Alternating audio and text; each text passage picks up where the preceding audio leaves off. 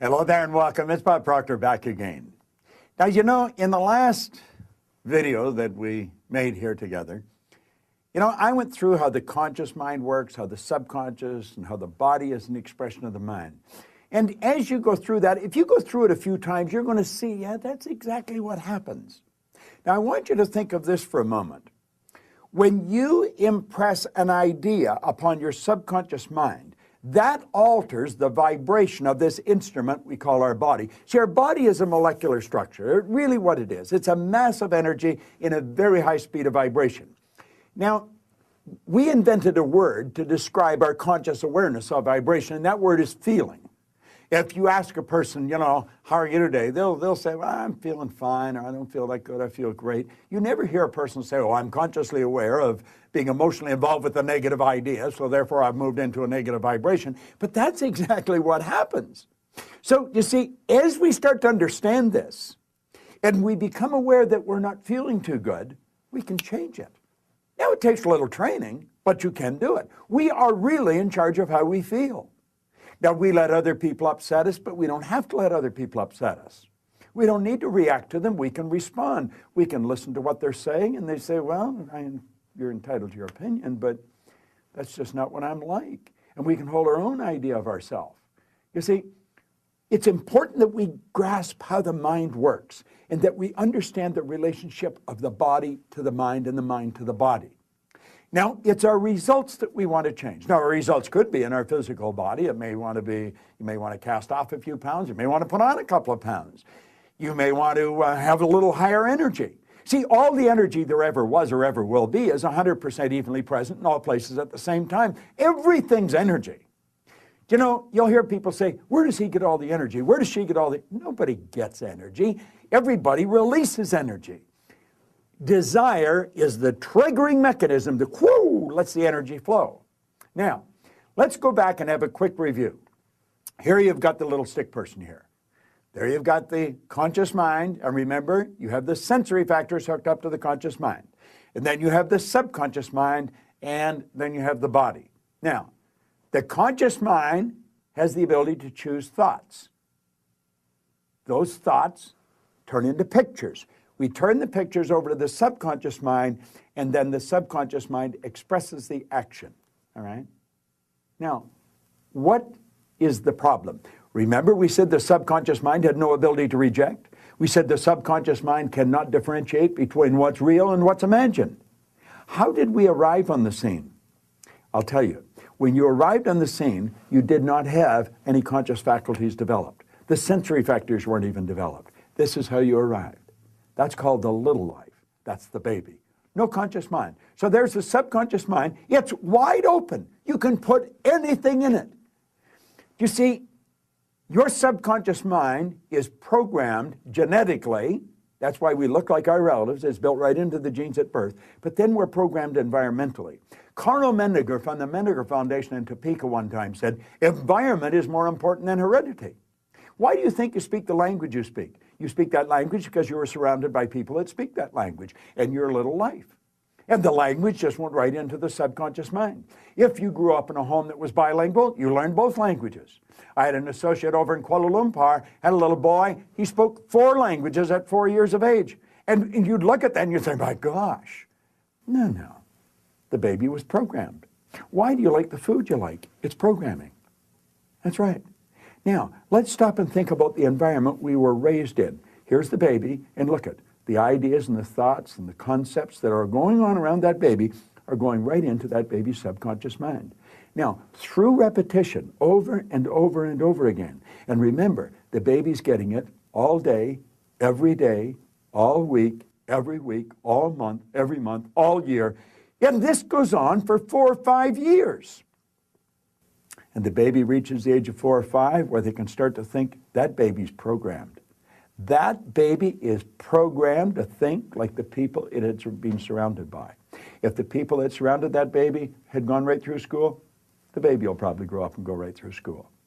If the people that were surrounding that baby always lived in hard times, never had any money, always in debt, that's probably how that baby's going to grow up. Now, this is bizarre, but this is how it happens. It's how it happens for me. I was raised during a depression. We didn't have any money. There was always talk about no money. You should be satisfied with what you've got. Well, that's not true. You should never be satisfied with what you've got. You should be happy with what you've got. Dissatisfaction is actually a creative state. So here we have now a baby that has been programmed. Now, let's take and think for a moment. What happens when that baby starts to think for itself? Now think of this. The paradigm controls the vibration. The vibration controls the action which produces the result. Now here we go. Here you got the baby with the paradigm, and the conscious faculties have developed. They have the ability to think. There's a power flowing into them. What are they going to think? They're going to think thoughts that are in harmony with that paradigm. That's right. We've been raised to believe you go to work to earn money. Do you know that working is the very worst way to earn money? That's right. You should go to work for satisfaction, not for money. You provide service for money. You can earn money while you're sleeping. In fact, we have programs where we teach people to actually earn more money while they're sleeping than they'll ever need to use while they're awake. You say, well, that's a pipe dream. No, no. That's a paradigm that causes you to think that's a pipe dream. There's people doing that that are nowhere near as bright as you. But here we are now. We've got the person. They've been programmed in their little life genetically and environmentally. That paradigm is nothing but a multitude of habits. A habit is an idea that's been programmed into the subconscious mind over and over and over again. Now, the paradigm is literally controlling the behavior. Consciously, you can think of one thing, but subconsciously, the other idea will be controlling you. See, we can sit down and we can read these self-help books, we can listen to the recordings, and we say, yeah, well, I can do that. That makes sense. That's logical. But then we can't do it. Why? Now think of this for a moment. I want you to imagine that you're going to accept an idea right now to turn your annual income to a monthly income. You say, well, I'd like that, but will you do it? Probably not. Your paradigm will stop you. See, your paradigm literally controls the results. Now, let's think of how the paradigm was formed. The paradigm was formed through repetition. The ideas being planted in your subconscious mind. Now, understand your paradigm dictates your logic. Your paradigm controls how you utilize your time. Your paradigm controls your perception of situations. Your paradigm controls your effectiveness. Your paradigm controls the amount of money you earn. If you want to change your life, you must change your paradigm. You see, to most people, it's illogical that they could take and turn their annual income to a monthly income. But if you follow our teachings, we'll show you exactly how to do that. We'll show you how to accomplish anything you want to accomplish, because what we're focused on is showing you how to change the paradigm. When the paradigm's changed, your life changes. It's a beautiful concept. It's an absolutely phenomenal concept. Now you know why you're getting the results you're getting. It has nothing to do with your intellect. Your intellect, you can figure out how to do things. But that doesn't mean you're going to do them. You'll hear people say, I believe that, but their behavior would indicate they've never even heard of it. Why? We believe something on a conscious level. On a subconscious level, the paradigm believes something else. There's a word called praxis. Praxis is the integration of belief with behavior.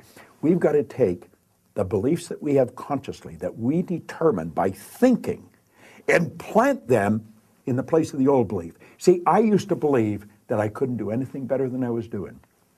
I felt fortunate that I was on the fire department.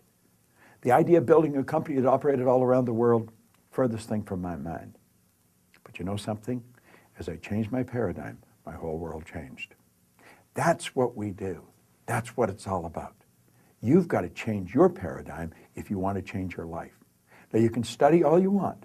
If you don't gain an understanding how to alter that program, and that's what the paradigm is, it's a program. It's a multitude of concepts that are fixed in your subconscious mind that literally control your behavior.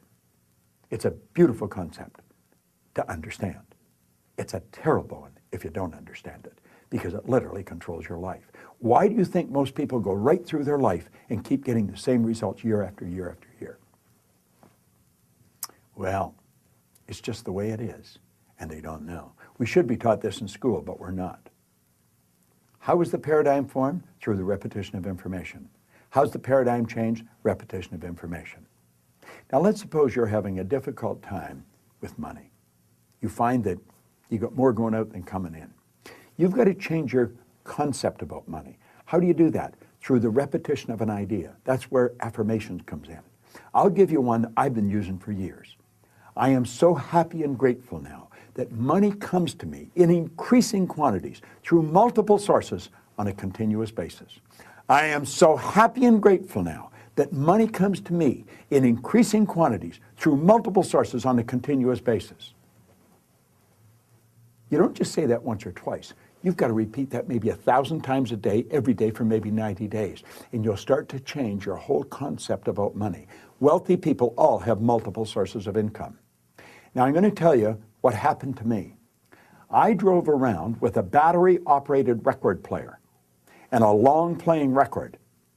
And I played it over and over again every day for probably a couple of years. This was so totally illogical. It was behavior. Everybody thought I was losing it. And I'm reading the same book every day, Think and Grow Rich. As a matter of fact, I'm still reading the same book. And it was the repetition of Earl Nightingale's information and the book that changed the paradigm. I didn't know what I was doing. I didn't understand what I was doing, but I did it. Do you know, I had a man come up to me in the Waldorf Hotel in New York, the Waldorf Astoria, at the end of a 3-day program, and he said, "Bob, I really want to thank you for what you've just given to me." He said, "For the first time in my life, I've understood how I accomplished what I did." I said, "What did you do?" He said, "I won the gold medal in the decathlon in the Olympics in Melbourne, Australia in 1957. That's right. Milt Campbell. And he said, "I never understood how I did it." He said, "The next time you run a seminar, I want to bring my boys." And he did. Milt and I became great friends. In fact, Milt has a key to our house. He can come stay there anytime he wants. I live in Toronto. He's in New Jersey. But here was the top athlete in the world, a very best athlete in the world. He didn't understand how he got there.